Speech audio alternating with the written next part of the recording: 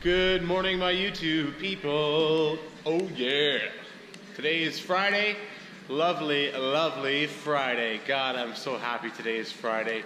You know, there used to be a time in my life where I'd work weekends, and now I don't work weekends anymore. So I have all that time on Saturday and Sunday to enjoy with my family and my wife and to hang out and enjoy myself. So today's Friday. It's the last day of the week. We have a busy day today. And yesterday's video got cut a little bit short just because I was running short on time, and the 300 behind me here, the headlight lens covers are a little bit more involved than what I had originally thought. And of course, being as anal as I am, I wanted to make sure that it was 100%. You know what I'm saying? There's some weather gasketing that goes around the headlight housings here that I'll show you. And what they want you to do is they want you to take these things and wrap them around the entire edge, which is great. But then when, you know, it goes around a sharp edge, you know, it kind of kinks, and I didn't really think that looked all that great. So I got the passenger side done, as you can see here. And what I did is I trimmed the corners here on a 45 and then used some CA glue to hold them in place. So I'll give you guys a nice close-up of those edges that I created. Right there. And one right there. As opposed to having it, you know, kinked and looking like shit. So I got this one installed. I haven't installed the hardware side inside of the headlight housing yet because I wanted to get both done. I have to adjust the actual headlight itself once these housings are down. But I'll quickly show you that, what those look like.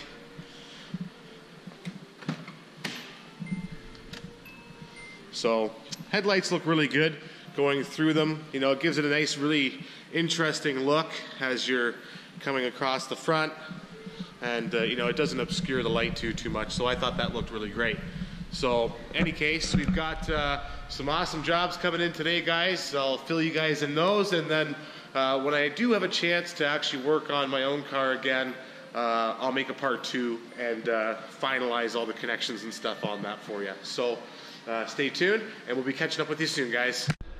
You know, typically I'm not the kind of guy that's gonna, you know, throw, you know, massive deals down your throat, but we got some pretty good deals going on right now, and we've also got some pretty empty holes as well on the board, as you're noticing here.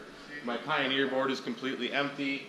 I wouldn't say completely empty, but it's pretty empty. You know, I need to get restocked, but finding this stuff and getting it here on time seems to be a problem for most of my suppliers for some reason. I don't know why. Got a couple empty subwoofer holes down there at the bottom, and then my Kenwood board is missing a head unit there as well.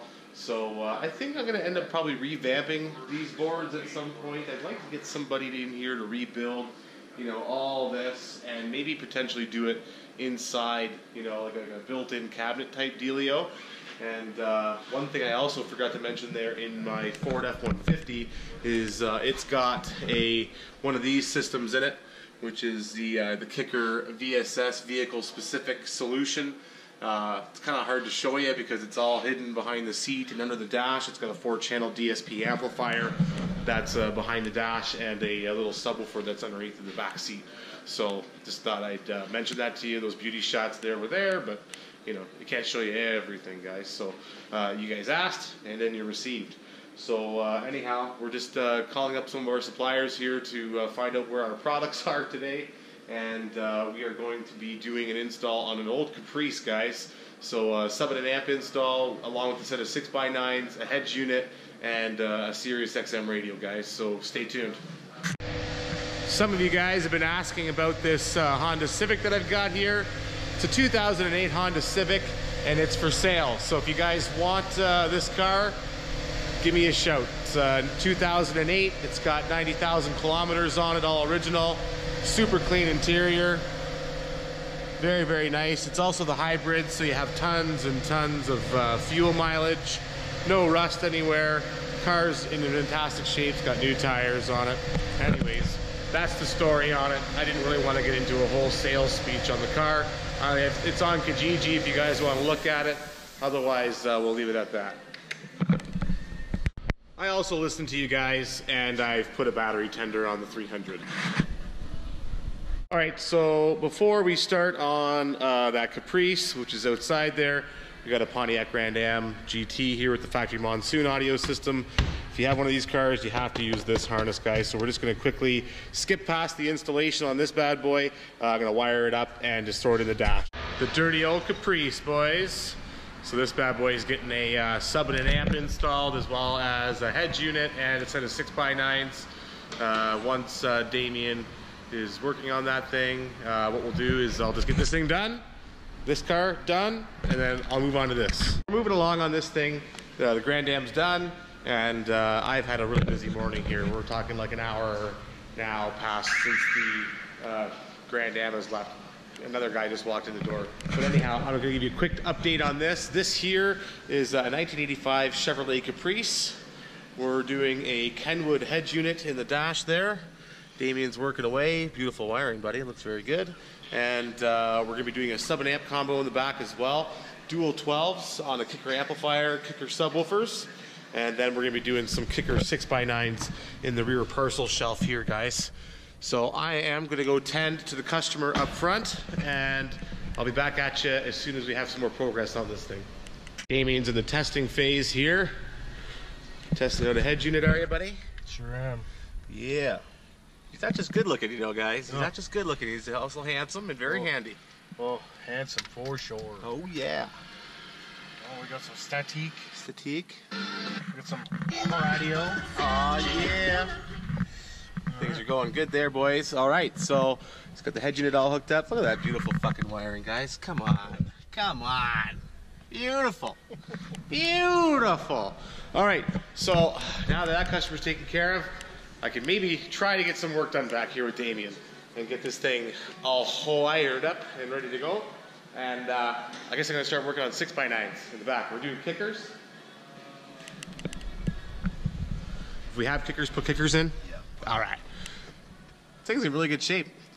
It's like 107,000 K on it. Right on. All right, so I'm going to go grab those speakers now. Let's go do that. All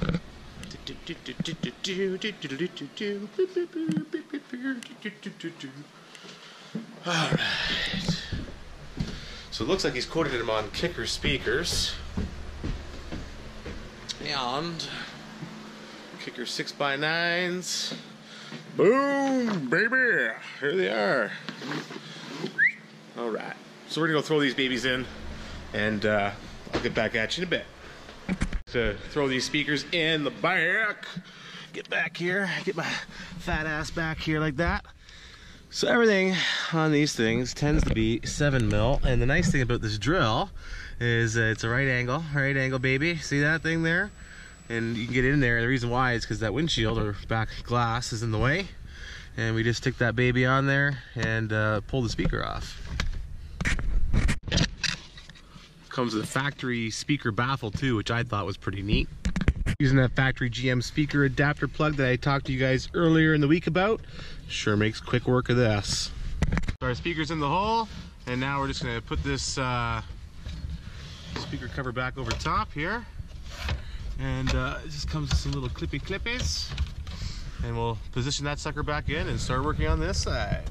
Of course, we're gonna put his factory speakers back in the box.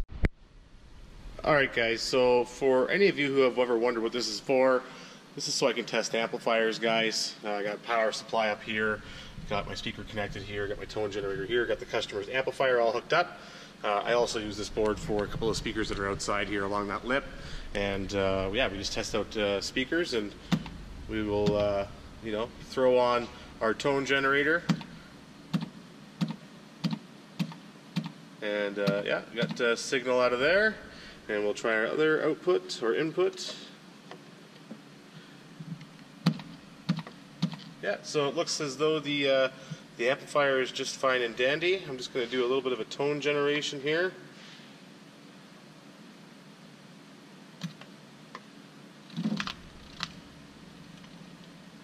Yeah, so our input on that side is good. We'll switch it again. Put it on this side here. Yep, and we got signal coming out of the amp. So the amp's totally fine, guys. So it's not his amplifier. Proper testing equipment there, sends him on his way. ended up not being the woofer or the amplifier. I suspected that's either the set of RCAs or the heads unit. On some JVCs, you actually have to turn the sub-output control on the heads unit. But anyways, I'm gonna get moving along on the other speaker. Damien is now working on his power cables. He's got this thing all back together in the front here anyhow. And we're on our way to running our power cables through, guys. So, oh, it looks like he's already got it. Man, he's not just good looking, guys. He's also handy. He's also handy. So I'm gonna do these speakers, or the speaker on the passenger side, and we're moving along. The other nice thing about these speaker adapter plugs is it kind of takes the guessing game out of doing the polarity, right? So when you're installing a set of speakers, you want to make sure that the polarity is correct. So, you know, installing one of these speaker adapter plugs really takes the guessing game out of it, right? So you just plug this baby in here, try and do this one-handed. Well, let's see how ambidextrous I am here. Right-hander, boys. Let's see if we can get her. Oh, okay, off camera. All right, so she's in the hole, and yeah, so it makes the connection really nice, takes the guessing game out of the polarity, correctness, and we just nicely set that baby in there and start putting our speaker screws back in, our factory ones even. All right, grill's back on. That made quick work of that. What's Damien up to down here? All right, power cables ran through. So, moving along.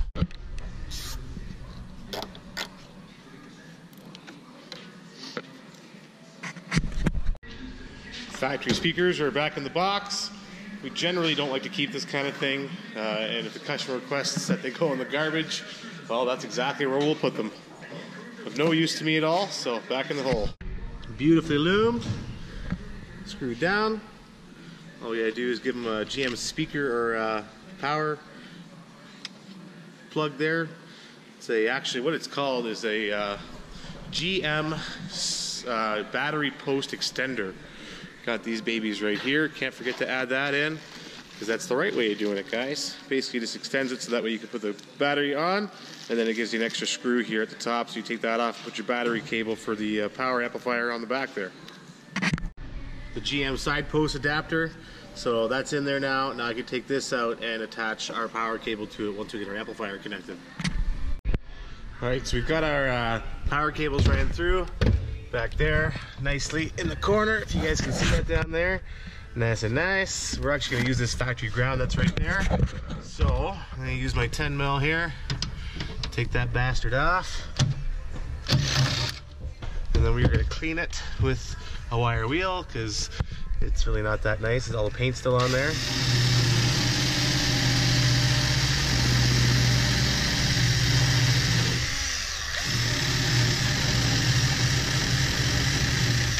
You just really want a good solid surface to mount your ground to. Got our power cable here, our ground cable for our factory. And then we are going to attach our ground cable there, back on to the factory ground.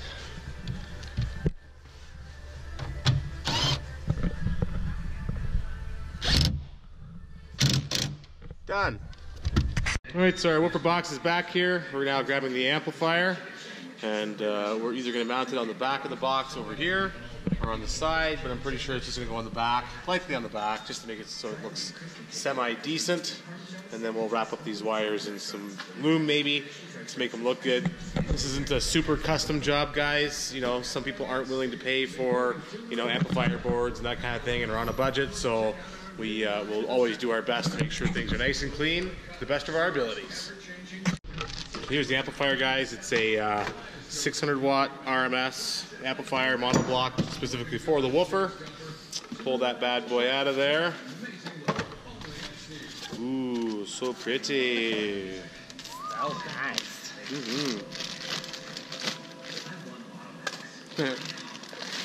Do not eat. Do not eat. Let's see that amplifier certification sheet, buddy. Da, da, da, da. Ooh, it says 600 watts, but you actually get 672. That's awesome. So we are going to hook up this amplifier now, and then we're going to mount it, and then we're going to tune it, and then we're going to have a great day, guys.